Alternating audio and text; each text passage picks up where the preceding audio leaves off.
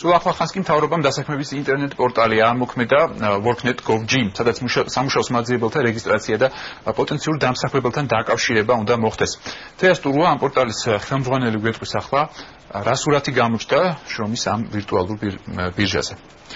თეა მოგესალმებით და რა არის ძალიან მოკლედ ის მოცემულობა, რომელიც დღეს დაინახეთ ამ ბირჟაზე. მოგესალმებით, მივესალმებით თქვენს მაყურებელს. დღესვანდელი მოცემულობით, როგორც იცით, ეს არის ონლაინ მოხმარების პროდუქტი. იგი ამოქმედა დეკემბრის ბოლოს და 20 დღის მონაცემებით, თუ გავითვალისწინებთ იმას, რომ სისტემაში რეგისტრაციას გახლავთ ნებაყოფლობითი პროცესი, დღეისათვის 2000-ზე მეტი ადამიანია რეგისტრირებული, სამუშაოს მაძიებელი პროფესიონალი და საშუალო აქტივობა მთელი ქვეყნის მასშტაბით დღეში შეადგენს საშუალოდ 100-120 ადამიანს. თუ შეგიძლიათ გითხრათ აი რაღაც სტრუქტურა როგორი გამოიკვეთა, თუნდაც ამ 2000-ის ფარგლებში მესმის რომ ეს ჯერ მცირე ჯგუფია, გნებათ აი გენდერული თქვა თანადება როგორია ან ასაკობრივი თუ გაქვთ ეს მონაცემები? ვინეზებს ასე რომ ვთქვათ ხო? კი ბატონო, ასაკობრივ მონაცემებს რაც შეეხება ძირითადად ეს არის 19-დან 35 წლამდე ასაკის ხალხი.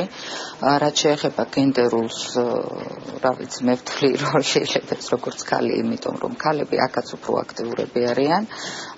ხოლო რაც შეეხება რეგიონალურ რაიონულ ჭრილში, ბუნებრივია გამოიკვეთა ის რეგიონები, განსაკუთრებული აქტივობით ის რეგიონები, სადაც ეკონომიკური აქტივობა და ეკონომიკური რომელიმე დარგის განვითარება უფრო თვალნათელია.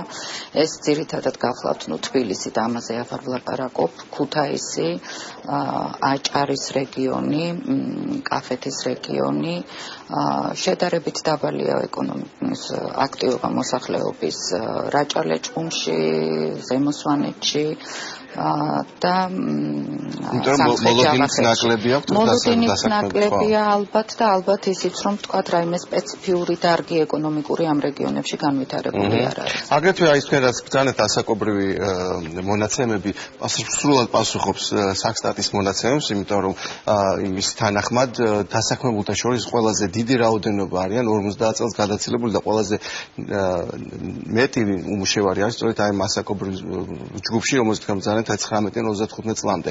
რაც არის ძალიან ცუდი, იმიტომ რომ ფაქტობრივად ეს ახალგაზრდები, რომლებიც ამთავრებენ სასწავლებელს და უნდა დაიწყონ თავიანთი ეკონომიკური შრომითი აქტივობა, ფაქტობრივად მათთვის არ არის სამუშაო ადგილები. მოდით ესე ვთქვათ, იცით რომ არ არის მიზეზი მხოლოდ ის, რომ არ არის სამუშაო ადგილები.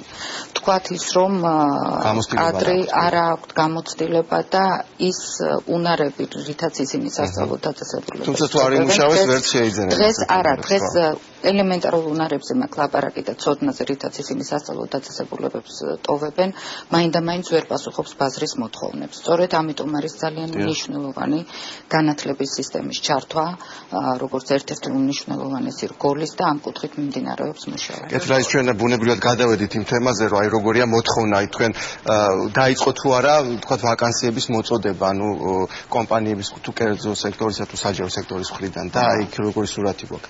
მნიშვნელოვანია ის, რომ ეს არ არის მხოლოდ ონლაინ პორტალი, სადაც ხდება სამუშაოს მაძიებლისა და ვაკანსიის რეგისტრაცია. ეს გახლავთ შრომის ბაზრის საინფორმაციო მართვის სისტემა.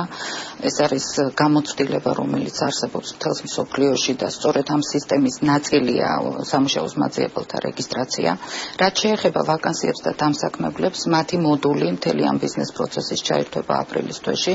თუმცა, ვთქვათ, ეხლაც არსებობს წერილობითი მოთხოვნები დამსაქმებლების მხრიდან და მარტო წინა კვირაში მოხდა 20 ადამიანის დასაქმება. რაზეა მოთხოვნა, აი თუ მესმის რომ ეხლა ძნელია განაზოგადო ხო? ძირითადად ეს არის მაინც დაბალკვალიფიციური და დაბალანაზღაურებადი სამუშაო, თუმცა დამერწმუნებით რომ ნებისმიერი სამუშაო ჯობია უმუშევრობას.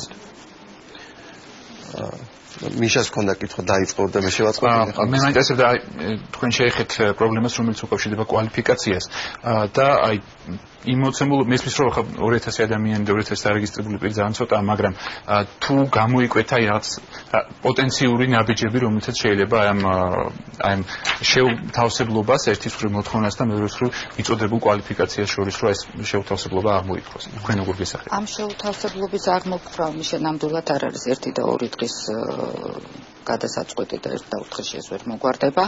ეს ამას ჭირდება სისტემური მიდგომა და რა თქმა უნდა და დავიწყეთ უკვე და ყოველდღიურ რეჟიმში თითქმის განათლების სამინისტროსთან თანამშრომლობით იმ მოთხოვნებიდან გამომდინარე, რაც დღეს აქვს დამსაქმებლებთან შეხვედრებიდან გამოკვეთილი მოთხოვნებით, ჩვენ თანამშრომლობთ, არსებობს ასეთი პროგრამა ევროკავშირისაც, რომელიც სწორედ ამას გულისხმობს, რომ ის ბაზრის ინფორმაციის სისტემისა და განათლების განვითარებას და ძალიან მნიშვნელოვანია მიდგომის სწავლამთელი სიცოცხლის მანძილზე დამკვიდრება, პოპულარიზაცია სწორედ პროფესიული განათლებისა და უწყვეტი ტრენინგების მეშვეობით.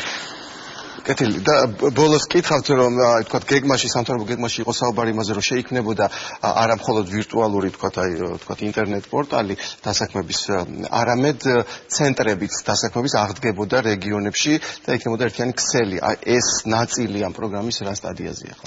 ეს ნაწილი მინდა გითხრათ რომ პრაქტიკულად დასრულებულია, იმიტომ რომ მაშინ როდესაც ჩვენ დავიწყეთ ფიქრი ონლაინ პორტალზე ბუნებრივია გავითვალისწინეთ რომ საქართველოს მოსახლეობის ძალიან დიდ ნაწილს არ ექნებოდა წვდომა და შესაბამისად ჯერ გაიმართა ინფრასტრუქტურა სოციალური მომსახურების სააგენტოს ოფისების ბაზაზე და დღეისათვის მომსახურებას ეწევა საქართველოში 68 რაიონული 10 რეგიონალური ოფისი, სადაც არსებობენ სპეციალურად დატრენინგებული თანამშრომლები, რომლებიც მოსახლეობას დახმარებას გაუწევენ რეგისტრაციის სურვილის შემთხვევაში, ხოლო შემდგომ მუშაობას რაც შეეხება, ეს ცენტრები იქნებიან ძირითადი რგოლები ტრენინგების ორგანიზების და მოსახლეობის შრომის ბაზარზე აქტიურობის გაზრდის. დიდი მადლობა, ნაბიჯი გადადგმულია. მადლობთ. მადლობთ. გისურვებთ წარმატებას.